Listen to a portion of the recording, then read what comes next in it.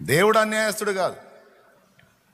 మాకున్నదే కొంచెం ఆహారం. ఆ రోజు అమ్మ 10 మంది వేరే ఊరు నుంచి వచ్చారు, వాళ్ళకి ఏదన్నా ఒట్టిగా పంపించకుండా అంత అన్నం పెట్టి పంపిద్దాం అంటే మనకే కష్టంగా ఉంది. ఆ ఉన్నదానిలోనే ఒక ముద్ద వాళ్ళకి పెట్టి పంపిద్దాం అంటే 2 కిలోలు మొదటిసారి ఉండింది. 2 కిలోల అన్నం మాకే కష్టంగా ఉంది. నూకలు తింటున్నాం, రేషన్ బియ్యం తింటా ఉన్నాం దొరికినప్పుడు. ఆ స్థితిలో 2 కేజీల ఆహారాన్ని వండేదానికి దేవుడు ప్రేరణనిచ్చాడు, వండి పెట్టా. ఇప్పుడు 2 కేజీలే వండుతున్నావా ఆదివారం?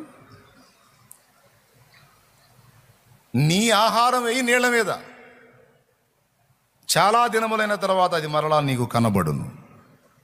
7గురికి 8 భాగం పంచిపెట్టు. ఉన్న ఒక ముద్ద వెయ్యి పెట్టు, యేసునామంలో. పోగొట్టుగా పర్వాలేదు, నీకు సమృద్ధి కలుగుతుంది. ఆ 2 కేజీలు ఎక్కడ? ఈరోజు మనం తక్కువలో తక్కువ వేసుకుంటే నెలకి 50 క్వింటాలు, 50 క్వింటాలు, నెలకి 50 క్వింటాల రైస్ ఉడుకుతుంది. 4 ఆదివారాలు, 4 శుక్రవారాలు, 4 బుధవారాలు. స్తోత్రం.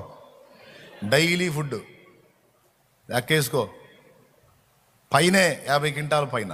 2 కేజీలు ఎక్కడ? ఒక మంత్కి